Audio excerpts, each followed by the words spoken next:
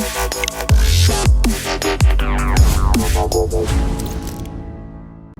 this is Scott Clements here for OmahaPokerTraining.com.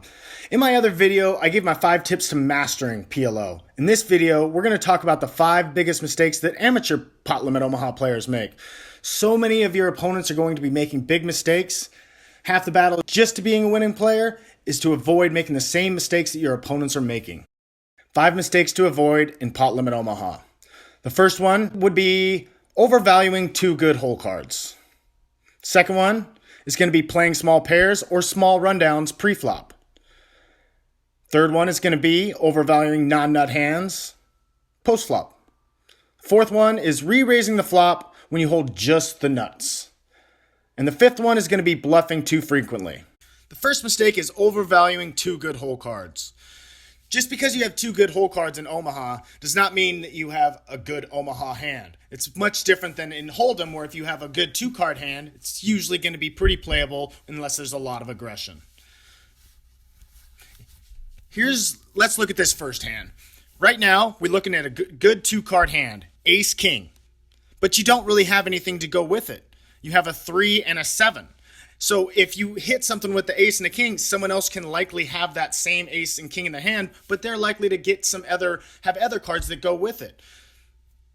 So like ace, king, jack 10, ace, queen, jack. These hands that go together are much better than just having a good 2-card hand. Remember, if someone else has 4 cards and say the ace, king is strong, especially if you have a queen, jack 10 comes out, well, you're very likely to have someone else out there that also has an ace-king there. They could have some other cards that go with it, maybe a jack and a 10, or a queen and a jack, or a queen and a queen, and all those cards can fill up on you, and you're really just having that one little draw. That 3 and that 7 just don't really help the hand very much. Another hand to look at would be a hand that just one big pair in your hand, jack, jack, deuce, 4. That's not a great hand, because even if you flop top set, or to have a set and that's your only draw that you're really having, a lot of the times in Omaha, people can make straights and flushes. They're going to make them way more often. It's way better to have cards that go with it, such as the hand on the right, that we have. It's king, king, queen, jack. I mean, here it's double suited. You got chances for flushes, and you also have a whole bunch of different straightening cards. And remember, not only can you hit the straights, but if you hit some sort of big hand with a set, if you've got those cards that go with it and someone else has the straight draw, then you block a lot of their outs to their straight draws. Plus, you may be able to make a straight yourself. And the last hand we're looking at here is king 10, deuce 4. Now, first off, you don't really have much going together. I mean, you have king 10 in your suited. That's an okay hand in Hold'em, but here, not only does the deuce and the 4 not really help very often, but also you are blocking, say if you flop a flush draw, you're blocking 2 of your outs. A better hand over here would be on the right, which is a great hand, jack 10, 9, 8. Your flush draw is a little bit lower, but you have way more straightening cards, and you don't block any flush cards. Plus, you're double suited, so you can flop them both. Mistake number 2 is playing small pairs or small rundowns. Some people love to have 2 pair of anything. Others love rundowns of any kind, but they are not all made the same. Having smaller pairs, a lot of the times people can flop higher sets, and that's not what you want, is to get in set under set and just have the one out. And there's also, if you have small rundowns, then you're going to make straights, but you're going to make the lower end, and they're going to have the higher end, and then they're just going to beat you. These are hands that you kind of want to avoid for the most part. The first hand we're looking at is 3-3-6-6. I mean, hey, it looks good. I got 2 chances for sets and everything else. This is not a terrible hand, but this is not just one you just really want to get in a bunch of action with. Because a lot of the times if someone's going to be putting a lot of money in post-flop, they're going to have a good hand. Now, they can have a hand that with 3s and 6s, it's not going to flop top set that often. It's usually going to be a lower set. And if someone's putting a lot of action in, then they could definitely have a higher set. And if they don't, they're probably going to have flushes or straight draws and outs to it. So you're not looking to get it in with bottom set. This next hand we're looking at, deuce 3, 4, 5. This is what I was talking about.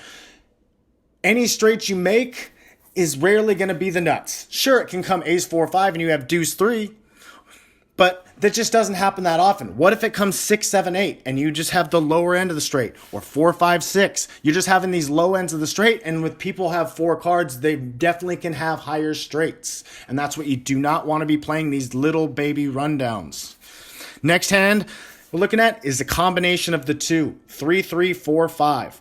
Now, hey, you can still, like, it's another case. Flop comes 6, 7, 8, 5, 6, 7. You have the bottom end of the straight. Or the other hand, if you hit a 3. Now, granted, you may have some straight draws to go with it, but if people are putting in action, they can have either the higher straight draws and also the higher sets. You want to avoid these hands. Mistake number 3, overvaluing non-nut hands post-flop. In Pot Limit Omaha, you're often going to have hands where people make the nuts. I know in Hold'em it doesn't happen nearly as often, but in Omaha, when it gets to the end, a lot of the time someone's going to have the very best hand possible, whether that be the nut flush or the nut straight or whatever it may be. And also, if they don't have it, they're not always going to pay you off. So it's just because you don't have the nuts doesn't mean you might have the best hand, but they might not pay you off with all these hands that aren't there because, they're just not going to pay you off as much because they know that you can have it. Now, the first example we're going to look at is you've got a pretty strong hand pre-flop. You got queen, queen, 9, 9. Now the flop comes pretty decent for you, especially if they don't have a flush. Comes jack, 8, deuce. Now you have all these options where you can hit a 10 for the very stone cold nuts. You can still hit some sets that could be good, and you also have the flush draw. Now you turn nothing, but then the river brings the flush. Now, just because you rivered a flush doesn't mean like, oh, great, like in Hold'em, like I'm going to get paid off by 2 pairs, some straights and everything else. A lot of times they're just going to fold those hands. So you should be careful with these type of hands. Maybe you bet, but if this guy re-raises you, very often they're just going to have a higher flush. And then you can also check and they will maybe bluff into you. You want to have, that puts your hand at the kind of the top of the range. Now, here's another example where you have a strong hand, and we have the ace, 7, 9, 10. Now, it looks like we probably didn't have much action on the flop, and we turned a pretty good card. Now, this gave us a straight draw, and it also gave us the nut flush draw. But the river gave us not the nut straight at all. Now, especially if there was action that went in on the turn, very often this queen is going to hit him for a higher straight. He could have king, queen, 9, ace, king, queen, all of these hands that beat you. This would not be a hand that you'd want to bet on the river. You'd rather just be able to check and then hope that he didn't hit and maybe he tries to make a bluff and then keep the pot small with these non-nut hands. Mistake number 4, re-raising the flop holding just the nuts. This is a mistake a lot of newcomers make, and we do not want to do it, especially when you're playing super deep stack. You want to have hands that can still improve even when you flop the nuts. It is great to flop the nuts, but you don't want to get yourself free rolled in spots like this, where you just hold the nuts and someone else has a draw to go with it. Now, this first example is we flopped the nuts. It came 8, 9, 10. Sweet. We got ace, ace, queen, jack. What a great hand. We just flopped the nuts. Well, if you're playing super deep, this is not that great of a hand. Now, other players can also have queen, jack. And if they don't have queen, jack, they're going to have a very strong hand as well. And you would actually be a dog against some hands that have a set and a flush draw and maybe a gut shot straight draw that is higher than yours. So remember, this is a great flop, but you don't want to build a big pot with it, because let's look at the next hand that our opponent has. He has top 2 and a flush draw, and he also has the nuts. So if we play a huge pot with this guy, we can't win. We can only chop the pot. We have lots of ways to lose it. That's why you do not want to just be like, hey, I flopped the nuts, let's get it in. And the second example is also like a play that I like to do often is slow play like top set. Not only just because you disguise the strength of your hand, but let's also look at this example. We flop top set, the very best hand possible, on a king 10-8 board. This person, who doesn't even have a pair yet, is actually a favorite versus us. He's got the ace, queen, jack, 9. He's got a full wrap. He's got the flush draw and everything else. He has a ton of cards that can beat us. So if we wait till the turn, that's where we're actually going to be ahead. And that's why you want to just be careful. Even when you have the nuts, you can still be behind. Mistake number 5 is bluffing too frequently. In no limit hold'em, players c-bet a high percentage of the time. You only have 2 cards, you don't hit the flop as much, there's a lot of heads up pots or maybe just a big blind defending. So c-betting a lot, like they'll have certain ranges that is more likely in each hand. That's why c-betting happens way more in no limit hold'em. In PLO, especially in multi-way pots, someone always has something. And usually they're not just going to give it up on the flop. There is occasionally on a board that like maybe just one person can hit, like Jack, Jack, Deuce, or Deuce, Deuce, 5, or something that where nobody really hits anything. But most of the time, you don't need to just be c-betting and bluffing all the time because usually someone's going to hit something. And you don't want to be building pots with mediocre hands or putting money into the pot when you just have like no equity.